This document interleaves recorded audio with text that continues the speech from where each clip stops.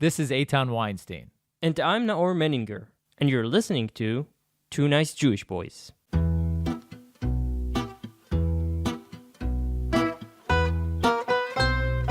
In collaboration with Australian Jewish News, check them out at ajn.timesofisrael.com. Also in collaboration with Arutz Sheva, israelnationalnews.com.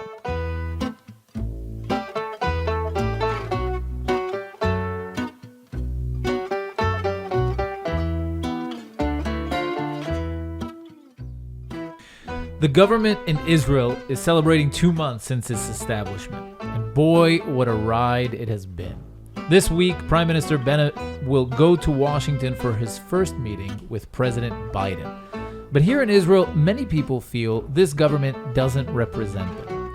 1 million Likud voters were left out of the party because their leader, Benjamin Netanyahu, has been boycotted by the leaders of the center and left-wing parties. Some people in Israel claim that Israeli society is divided into two. First Israel, mostly left-wing ashkenazis, and second Israel, mostly right-wing mizrahis. The elites, which includes mostly first Israel, is depriving second Israel of the game, according to those who believe in this theory, many of them Likud voters. In his new book, The Rise of Anti-Democratic Liberalism in Israel, the U.S., and the West, Dr. Gadi Taub debates that the struggle between First Israel and Second Israel will define the future of this country. Dr. Gadi Taub is probably one of the most hated and despised people among Tel Aviv's intellectual elite. The reason is simple. He was once one of them. An eloquent left-winger, a senior lecturer at the Hebrew University of Jerusalem with a PhD in American Studies from Rutgers University and all the right opinions. But alas, Dr. Taub woke up one morning and decided to shift sides. Now Taub publishes in-depth, highly controversial right-wing op-eds in Haaretz. We're thrilled to have Dr. Taub on the show today to talk about his new book. Thank you so much for joining us. Hello. Thank you. Thank you. There will be a translate in English soon. It's being translated at the moment. We don't yet have a publisher, but we're optimistic. So I hope it would see. Maybe Trump Publishing Inc. Isn't there? Doesn't he have a? No, we're aiming the Art of the Deal Incorporated. closer to the mainstream. But there was a long piece in Mosaic by Peter Berkowitz, and hopefully I'll be able to air the thesis now in a central publication. I'm not sure. It's okay. I still have to submit the piece, but the word is getting out, and I'll dispute the introduction, if you don't mind, in two ways. First, it was not one bright morning that I changed my mind. It was Dark morning. I watched this piece by. At the Rubin Report, he interviewed Thomas Sowell, and he told him, he said, "You were a Marxist. What made you change your mind?" And Thomas Sowell, in Thomas Sowell fashion, answered in one word: facts. That's what changed my mind. And it took a while. I was an Oslo supporter. Then I realized Palestinians are not going to seeking peace. And then I became a unilateralist, and I supported the withdrawal from Gaza, and then rockets came from Gaza, and then came the Muslim winter, euphemistically called the Arab Spring, and nation states collapsed all over the Middle East. So I was reminded of something that I stored somewhere in the back of my brain since I heard about it first, from Bernard Lewis, who said there are no nation states in the Middle East. There are only 4 of them: Israel, Turkey, Iran, and Egypt. All the rest, he said, are tribes with flags. And this is what we saw. So this general collapse of the last standing principle of order, it just disappeared. And it's all dunes and shifting sands. Yeah, but that's Bernard Lewis is so passé. It's all about Edward Said today. It's all about Edward Said in academia. It's not about Edward Said in reality. So Bernard Lewis described reality correctly. And then I thought, look at the map of the region. Israel is that little cockroach size stain on the map, and we have the mountain ridge separating Tel Aviv from the Middle East. And if you take away the mountain ridge, you're left with 9 miles. And all this region is just shifting political lava, turning into ISIS and Al-Qaeda and other agents of chaos. And if we don't have this physical barrier, then what do we assume will protect us? Palestinian nationalism, right? We're assuming under the idea of the two-state solution that the barrier between us and the larger Muslim world would be Palestinian nationalism. And the Palestinian national movement is sick. It's not a healthy national movement. It's bent on destruction. There's an excellent book by 2 leftists, by the way, which I think does well in America now. It's called The War of Return. Einat Wilf, who was the Labor Party MK. She was on the podcast once, yeah. She's a great girl. And Adi Schwartz was a great guy. He's now writing his PhD, and the book says basically, look, we completely misunderstand the Palestinian national movement. It's not a movement aimed at national liberation or at national self-determination. It aims at physical return of the descendants of the refugees to the villages that their fathers occupied before 48. So the destruction of Zionism is their main goal. This is why, and they said in the book, this is why money that you pour into Gaza never goes to reconstruction, because they don't think of Gaza as their home. Their home is on the other side of the fence, our side of the fence. Mm-hmm. And so this is just an encampment on the way to liberating the whole of Palestine. But what's the second dispute point for the intro? That was it. The second dispute point is that I don't agree completely with the division into first Israel and second Israel. I have this ongoing polemic with a dear friend, Avishai Ben Chaim. Eitan, you used his terms. My terms are Nayadim v'Nayachim. Yeah, here in the original intro, I try to translate it Nayadim v'Nayachim into mobiles and fixed or something like that. Mobiles and stationary, I guess, would be the literal translation, but it doesn't sound good. And secondly, these terms, and I said this repeatedly, are not really that original. It's in the air. Everybody's talking about the patriots versus the globalists, or if you want a geographical version, then the best is David Goodhart's book, The Road to Somewhere, where he says the anywheres and the somewheres, and it's the same thing. Those who are cosmopolitan and see the world horizontally, who feel closer to elites on the other side of the border than they feel to the members of their national group, whom they usually think of as deplorable, to use Hillary Clinton's most backfiring term ever. And so they are trying to distance themselves from the hordes of lowbrow xenophobes as they think of their brethren to the nation, and this is and they think of them in that way wrongly. And the thesis of my book is to say, look, they need to describe the rest of the populace as lowbrow xenophobes, because this is what justifies their undermining of democracy.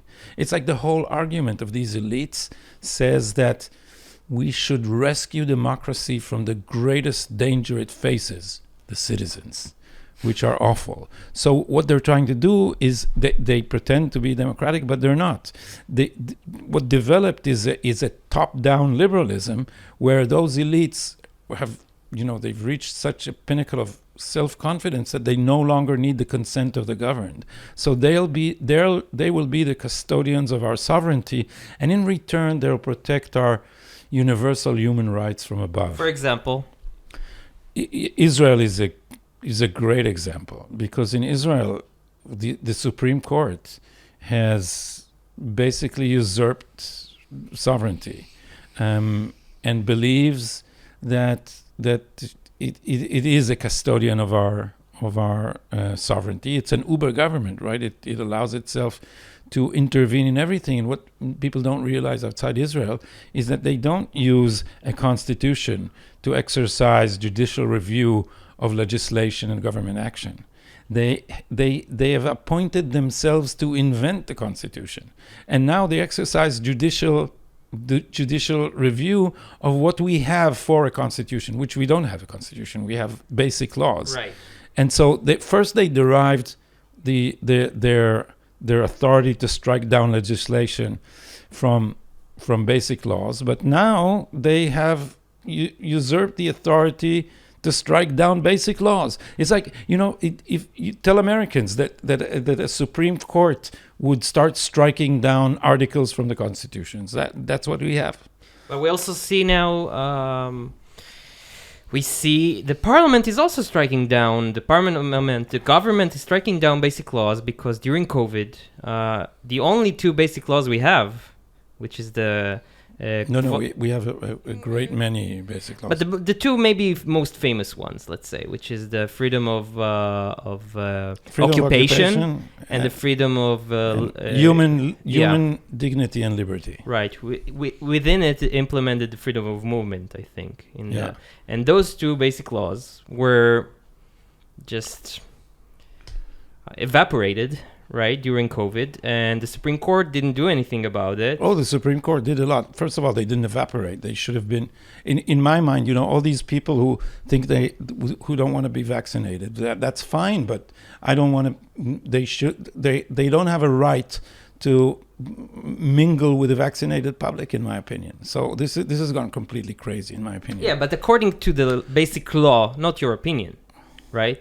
The basic law is very general, and they've written into it a lot of things. This happens everywhere. It happened in America too, where, say, privacy was written into in the Bill of Rights. But why do we have Delta now? We have Delta because the court struck down Netanyahu's policy of limiting the number of entrances.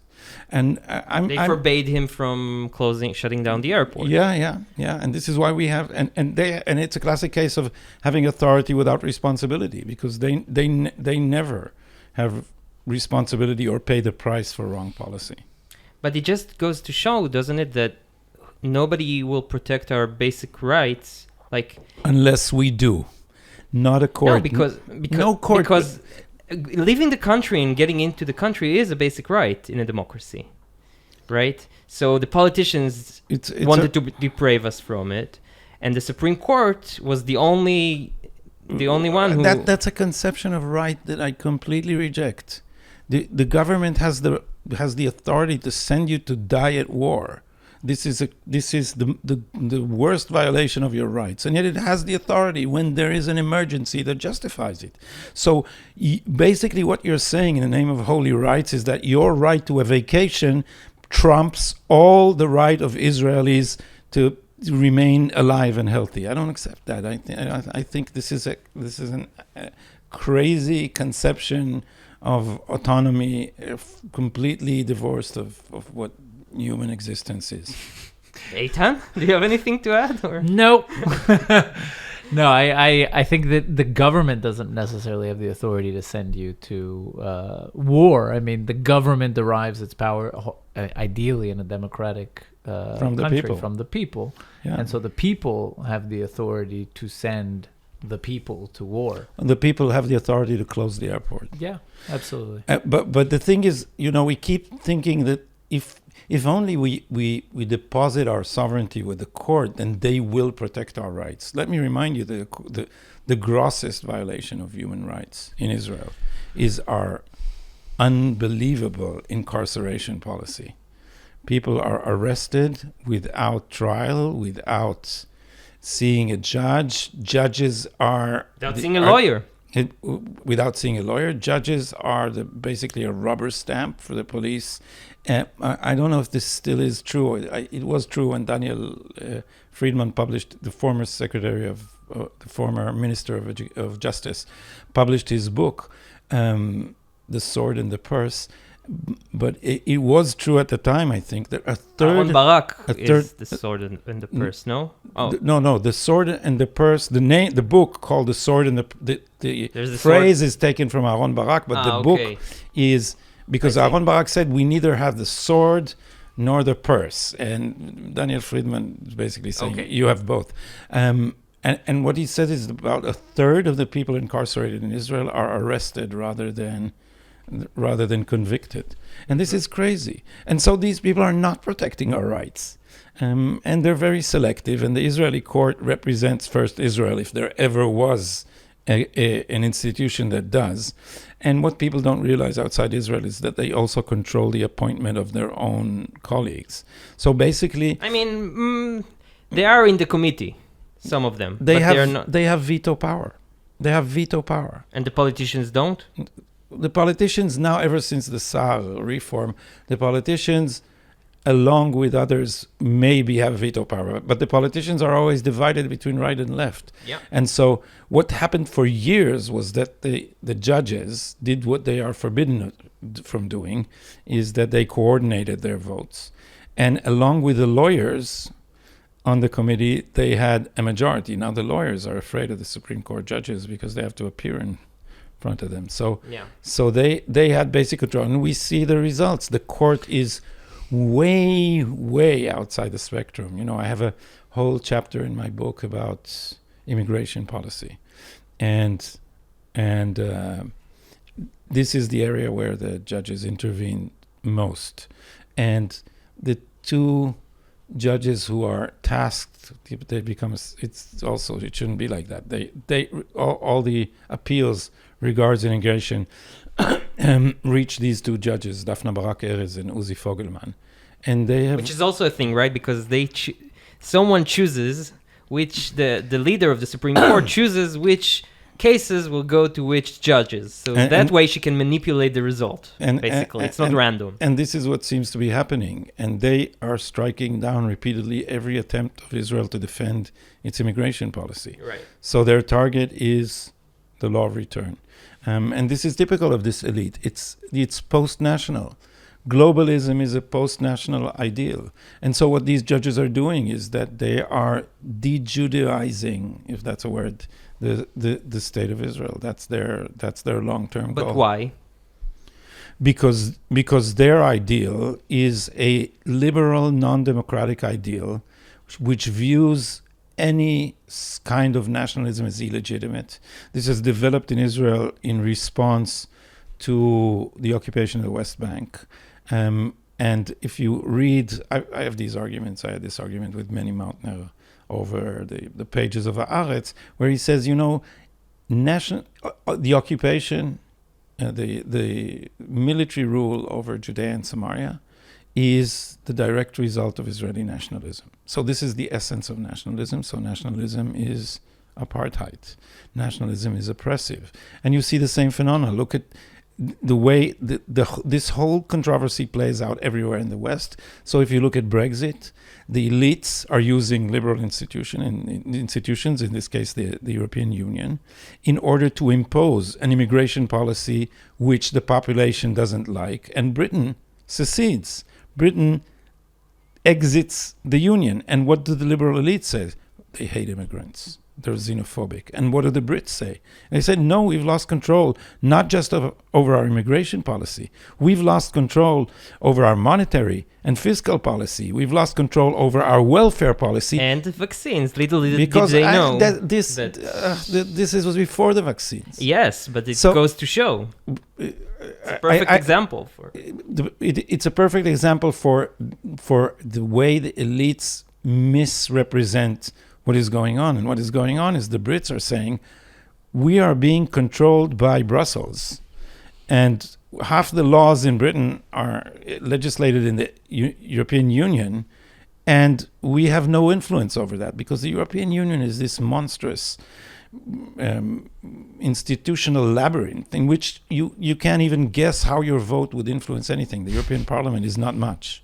And the Council of Europe is the strong institution there. And the Council of Europe is actually a classic example of of an alliance of elites against their populations, because the whole structure is built like that elites meet elites and are able to impose the worldview of their own worldview on a population doesn't like it.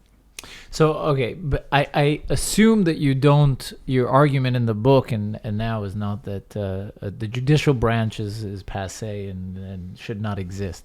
And I would say that COVID is actually is a good example, maybe a good point to discuss of how the judicial branch is necessary, or at least how there should be some kind of level of constitutional rights, right, for a population, and that those constitutional rights can be transgressed against by a democratically elected leadership. Meaning not everything that a democratically elected government does or imposes is necessarily legal, right? It depends if it does so legally. And I'm not saying that the courts should be abolished. But what happened in Israel is that there is no longer any semblance of checks and balances. There is no limit to the authority of the courts. There is no balance against it. The only limits on their authority is what they decide themselves, and they control their own appointments. Mm-hmm. It's an uber government.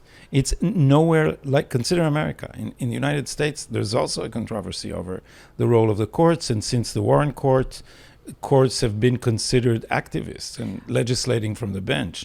But in the United States, the appointment of judges is made by a president. The nomination is made by a president.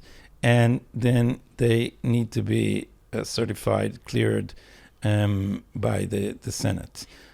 But what's stopping the politicians from changing the way Supreme judges are elected? Like you could change, right, the way they're elected, and then you'll have complete control over them in the long run. Nobody's talking about complete control. Like about no control. You can choose. Yeah, more control. They could gain more control by legislating. Well, in experience shows in Israel that whenever you try to limit the power of judges, you suddenly find yourself under criminal investigation. This has been repeatedly so over decades. Persecutor is intertwined with. Oh yeah, it's a small milieu, and it's a judicial oligarchy which actually controls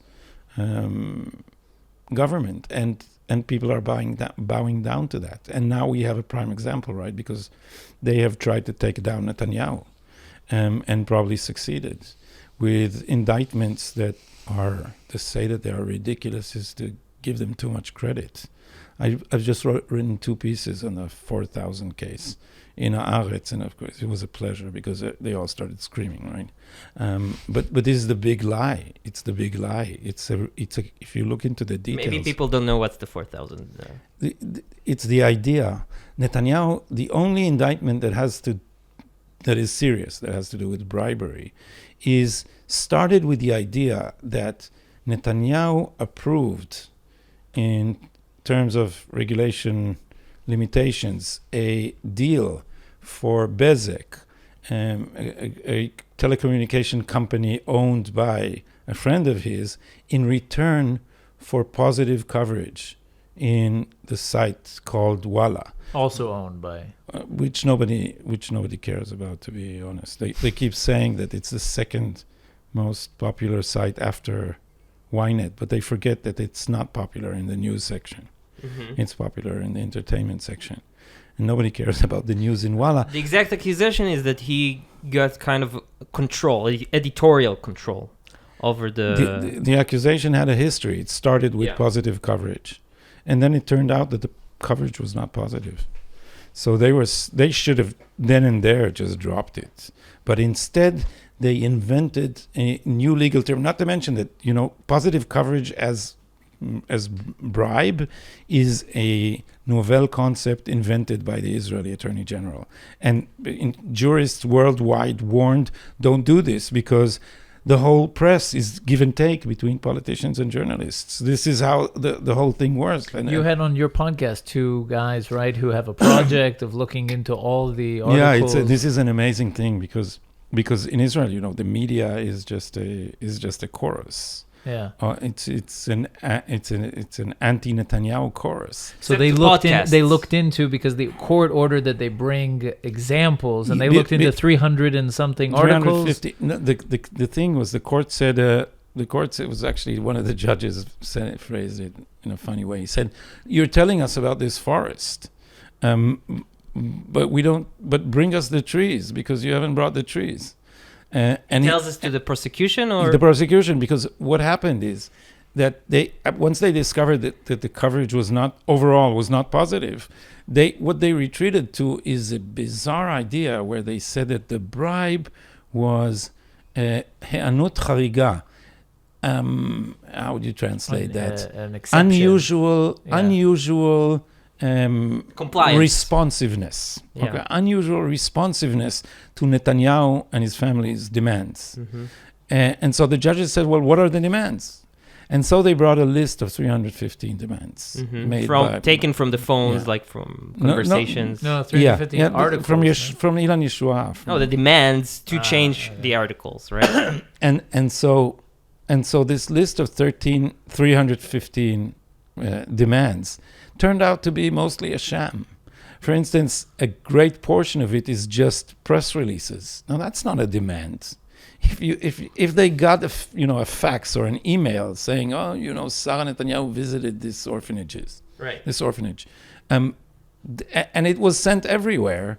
So that's not so publishing it doesn't constitute. Also, they took other messages from those phones, and it turned out that everybody asked and got. Other politicians asked the same, so it's not unusual responsiveness.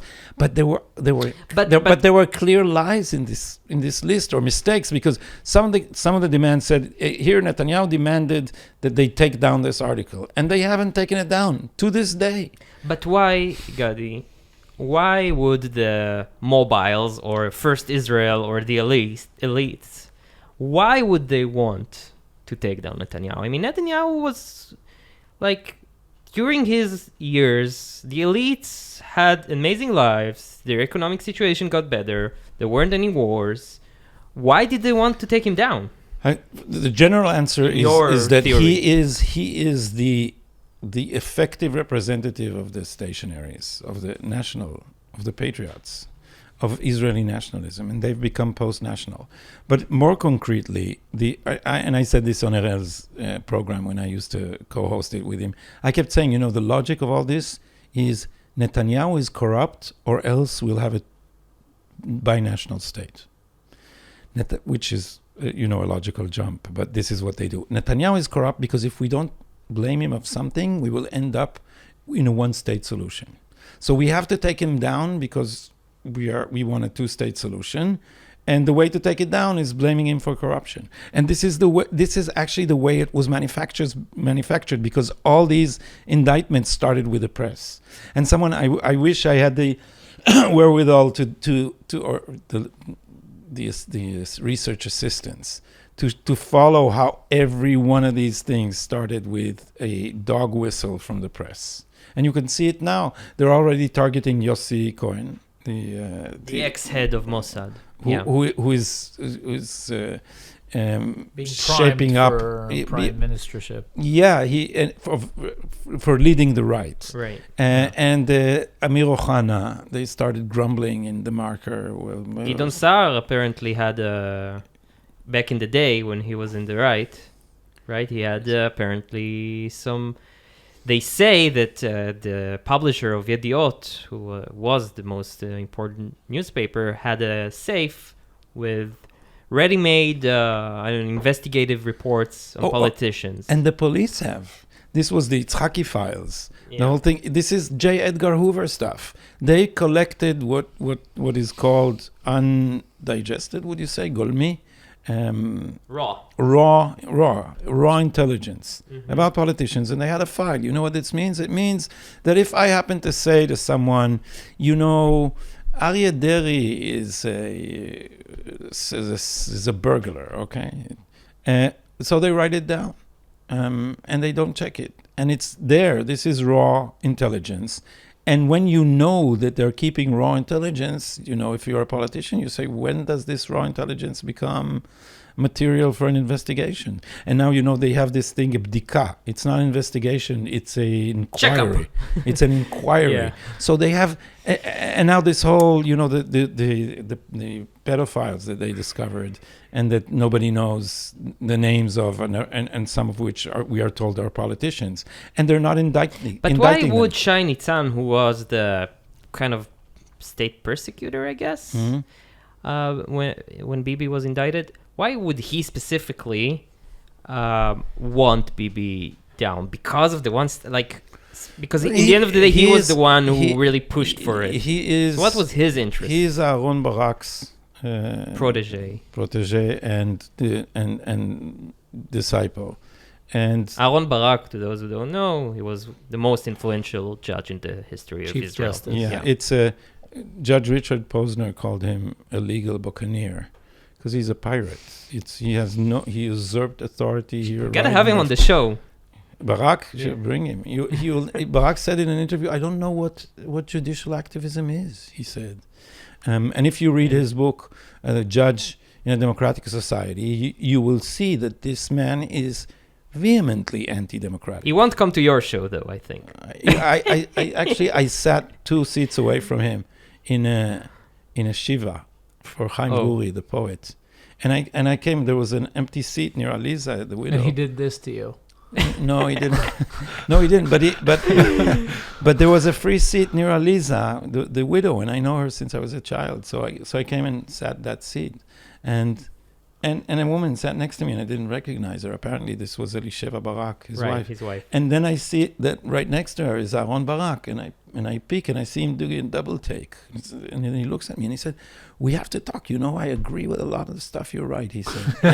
and then I went to sit near the journalist, my friend Amnon Lord. He said, "Well, did he do his shtick on you?" And I said, "Yes, he did." And that's what he does. He hugs you, Yeah. But I know he is no single person did so much damage to Israel democracy as Aaron Barak in all our history. And there's, So Shai Nitzan as his protege? And there was also then remember these institutions are power seeking, and the Israeli Attorney General's office is a snake spit because there has been incredible corruption there, and it is never investigated. Never. The Israelis know the Ruth David case, and they're blocking any attempt to review their stuff, and they're burning material. They're just cleaning archives. Nobody does that in the state bureaucracy except them, and no one dares question their authority. And I think Netanyahu thought if I leave them alone, they would leave me alone. But it was not meant to be. And also remember that there was a series of cases of sexual harassment by police chiefs, and the investigation of Netanyahu completely stopped that in its tracks, because now no one can touch the police chiefs, because anyone who tries to move anyone in the police they're going to scream it's political intervention to save the politicians. You got to choose your battles. Yeah, as Shai Nitzan said, the chief of the police was caught basically lying, and questions came to Shai Nitzan, well, what are we going to do about it? Because it now that we know that he lied. And he said, Dai lechakima birmiza, at the end of a tirade in which he said, now we can't afford to shake the system. Now is when we're indicting a prime minister. And so we have to pay the price of not right, because our enemies now want to shake the Attorney General's office. Don't forget who public enemy number 1 is, basically, is what he's saying. Yeah, exactly. And public enemy number 1 is, incidentally, the head of the national camp in Israel, the head of the right, the head... But the interesting thing is, and this segues us to modern day situation, is that they failed in the sense that Bibi still ran in the elections and he got so many votes, right? So many mandates. But not enough. They managed to, they wounded him so badly that he could, because Israel is generally right wing, right? The right has a majority in Israel. Even now it has a majority. It's not that it's not enough. It's that it has they a majority. gave certain politicians sort of an excuse, I guess, or a letter to say we boycott Netanyahu. Exactly. And these politicians have a vested interest because Netanyahu is blocking the sun for them, right? There's no way to become prime minister before you move this guy who is. But isn't that just political leveraging, on steroids, which is what they do, and it can be expected of them. But, we ended up with Bennet, who nobody thinks. I know, should but be I'm the saying prime minister. that the reason Benjamin Netanyahu is no longer sitting in Balfour as the prime minister of Israel is not because they succeeded in taking him down. It's because the attack against him was leveraged by fellow politicians. He was ousted, one of them being a politician on the right who just completely flipped sides. So it's not really the judicial system that took him down. The judicial system wounded him to such an extent that it became legitimate to desert him. That's what happened, because a lot of people have become convinced that he's corrupt. There's been a huge campaign, and as I said, the press here is conducting psychological warfare against Israel in general and the right specifically. And it created, a lot of people who are... It even became kind of, I just have to say, it kind of became common knowledge on the right. It started becoming. Like, people started accepting the fact that Bibi is corrupt. And the argument started being, it doesn't bother me that he's corrupt because he does a good job or on they're all corrupt. On ABC, or they're all corrupt. But some people think that some people won't vote for him because they think he's corrupt, because they've created this fiction. And Netanyahu is not an angel, but if we're talking about corruption and specifically about positive coverage as a form of bribe, then the whole of Yesh Atid should march to the police Lapid's to be party. investigating. Yeah, Lapid is a friend of Moses. He erased from his schedule his meeting with Moses. He himself was not in the vote for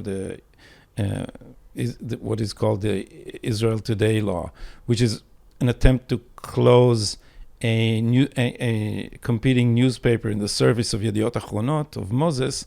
And in return, these people got amazing, flattering coverage in Yediot Achronot. So while the whole convoluted thing of unusual responsiveness in some godforsaken news site is completely ridiculous to the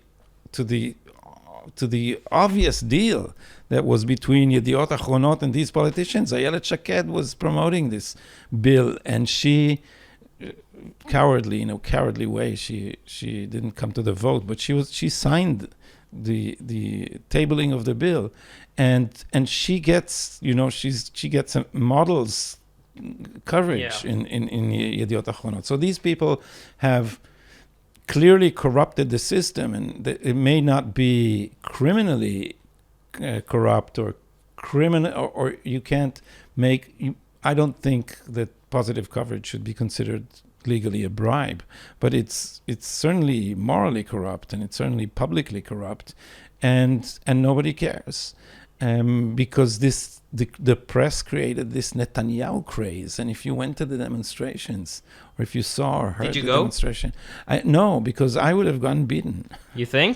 Avishai almost got beaten up, and Avishai is mild. He had to run away from there. These were people with blood in their eyes. It was disgusting. Maybe he has a ponytail. Maybe that's the reason. Yeah, I'm sure on the People left. don't like On ponytails. the left, ponytails are just so. But I think there's a consensus but between there right was- and left that ponytails is a no-no.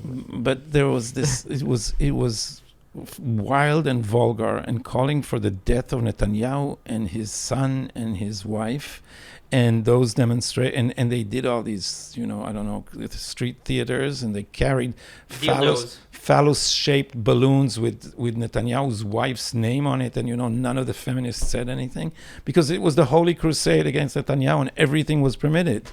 And crime minister is I don't know what the involvement of Ehud Barak is.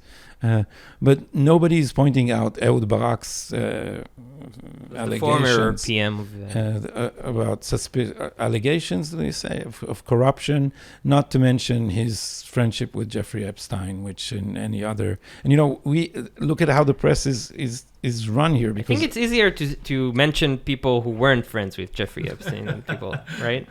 It's a shorter list.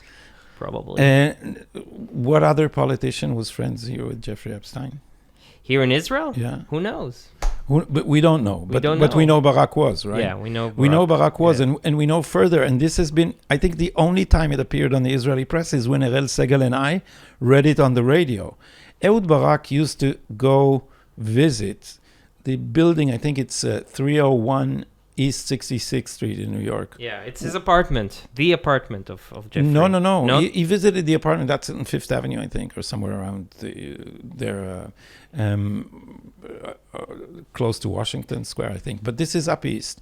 And this is the building where Jeffrey Epstein's brother owns many apartments. And Jeffrey Epstein housed the pilots of the Lolita Express and the models, the girls he brought from, I don't know, third world countries. He housed them there. And Ehud Barak used to go visit that building. So allegedly. Not allegedly. This is what, allegedly. It's the neighbors have been complaining because he came with a security detail and they were making noise in the lobby. So this is why we know it's alleged. I haven't checked it myself.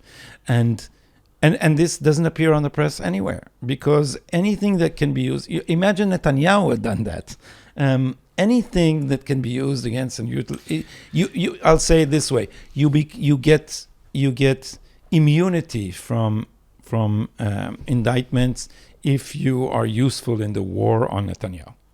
Barak ran in the elections after this, right? No. After the whole... He ran one time, in Moed Bet. One of the last... He was number 10 in number 10 in Meretz. But why was he number 10 in Meretz? He wanted to run at the head of Meretz. Yeah, they wouldn't let him.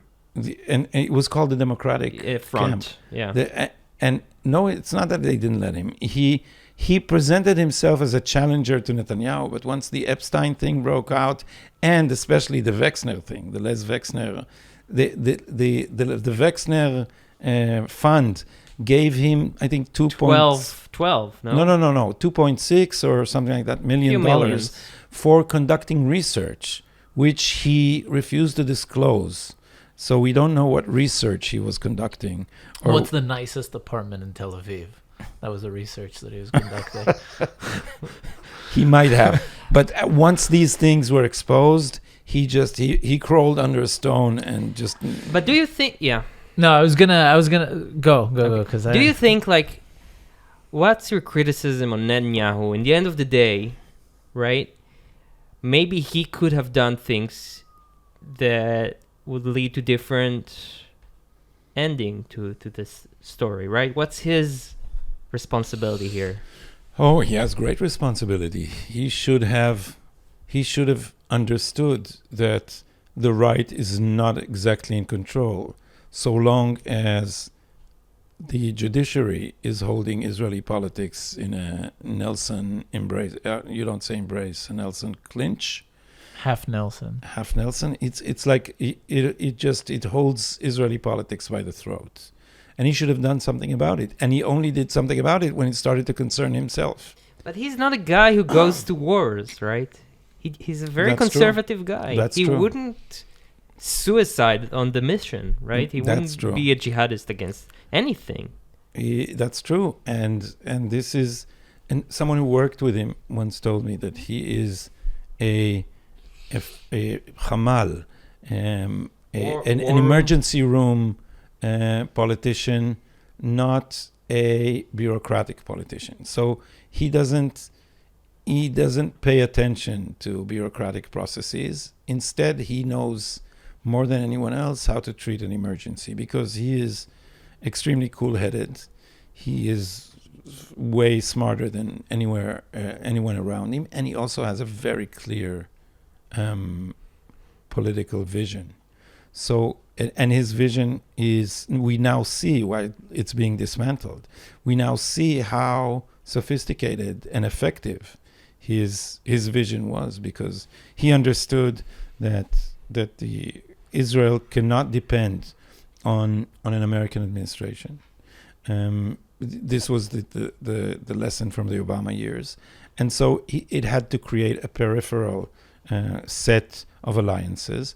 He also understood that the key to Middle East peace is bypassing the Palestinians, which the Kerry-Obama administration tried to, John Kerry as Secretary of State and Obama as President, tried to cling to, because this was the leverage for Christianing the Iran deal. And Netanyahu realized that the alliances in the Middle East, the future alliances, should be between Israel and all the others who are afraid of Iran. And then came the good years of the Trump years, and I had Mike Pompeo, the former Secretary of State, on my podcast, and which is called, let's plug the podcast. It's called The Gatekeeper, but it's in Hebrew. This episode was in English. Put a link to the episode.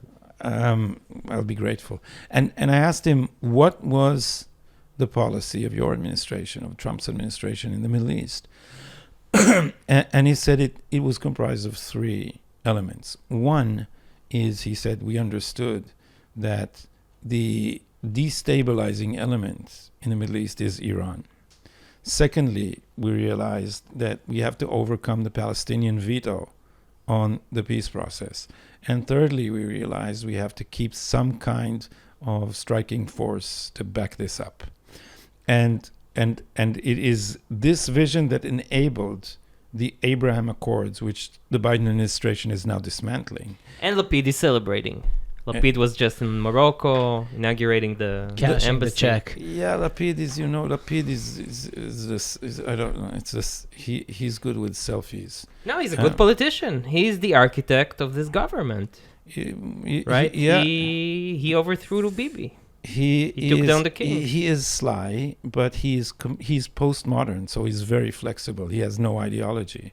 He lies about everything. He lied about his military career. He lied before the election, promising this and promising that. And he's completely flexible, right? Because he's completely postmodern. I keep telling my friends he's not exactly a liar, because he believes he doesn't believe in truth. So you say what is useful at any moment and with equal sincerity.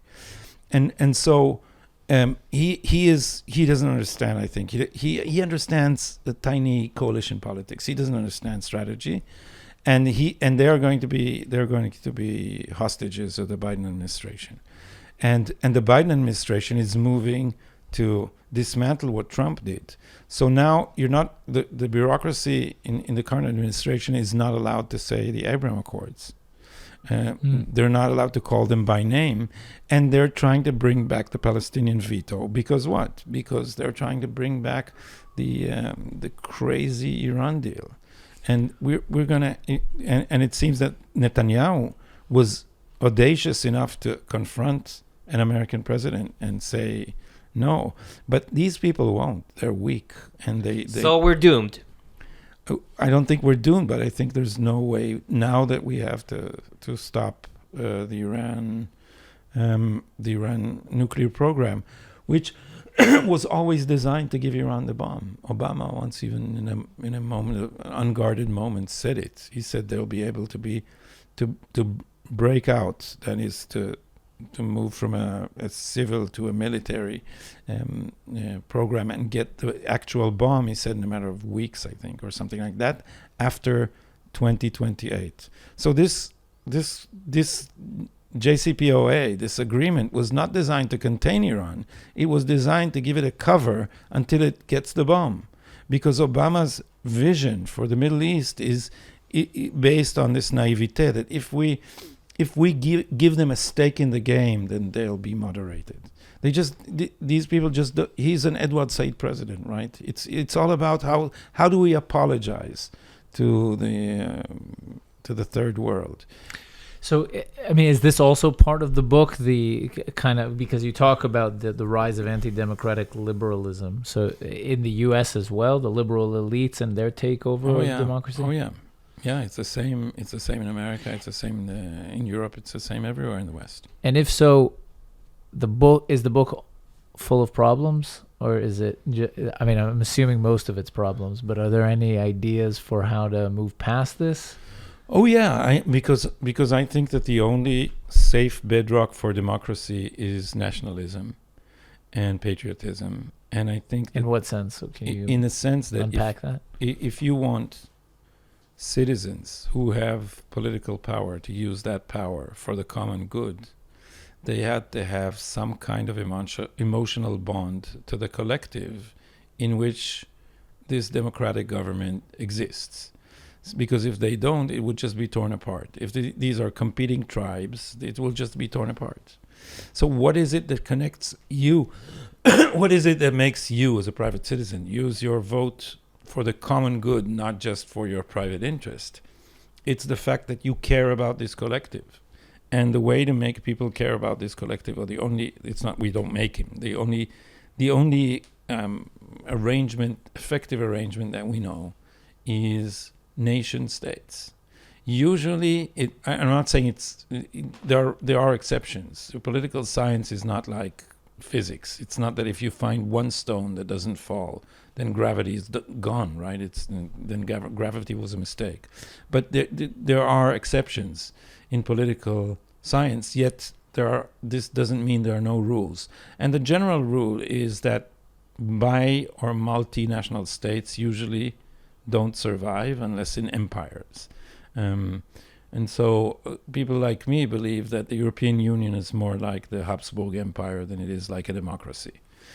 Isn't there maybe a possibility that this does stem from personal interest, meaning that somehow people voted or didn't vote but supported from personal interest, kind of the formation of a body that best kind of preserved homeostasis, meaning like if they were in tribes, then they were constantly at war, and then there was kind of a larger entity, and that didn't really withstand because it was prone to autocratic rulers.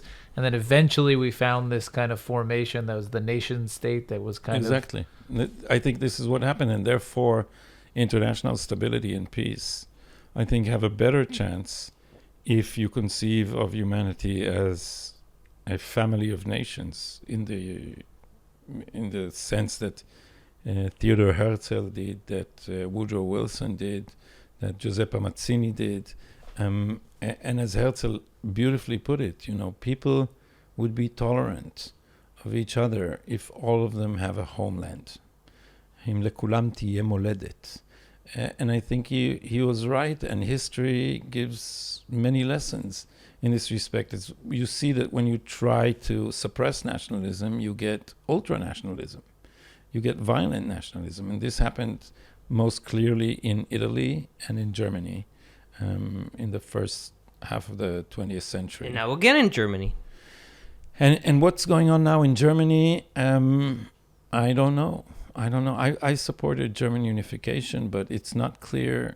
Henry Kissinger said that Germany is always either too weak for its neighbors or too strong for its neighbors.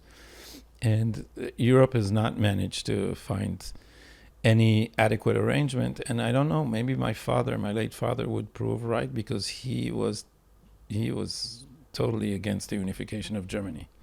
He said this never ends well. And some people just think, the European Union is now an extension of a too strong Germany. Wow. So are you going to run? No. Run for politics? No way. No, I Never? Never. I don't have the... Why? Because I don't have the right temperament. And, writing or I think intellectual work is in a way the opposite of politics. Politics is about the art of the compromise, and I mean, we made it that way, but it wasn't always that way, right? In the past, politicians were intellectuals. Some of them were.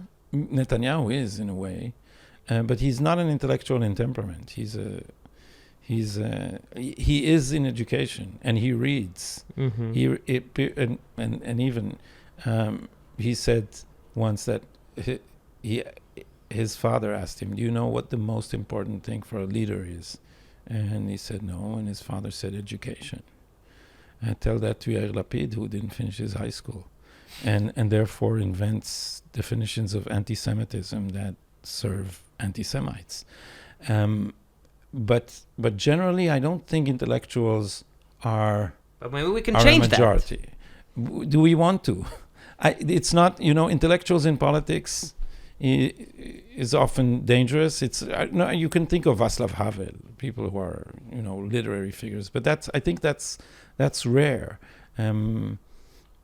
Politicians need to be practical, realistic, and tend to compromise. And I think intellectuals have caused more damage than good. So I don't consider that class to be especially useful. And you look at. I think your answer tells us which camp you're in. I don't know. You didn't give us a yes, no, but you philosophized for about 2 minutes. No, I gave you a no. I'm not going there. No. No, I'm not taking it as a no. No way. And I don't know if you know my automatic Twitter reaction is Elita metumtemet. I keep that. Moronic, stupid elites. It's because the Israeli elites are just so incredibly clueless. But how will we ever change it if we don't partake? We partake in different roles. I'll keep writing, and others will run for office. I don't think. And remember. But those are the strongholds of power.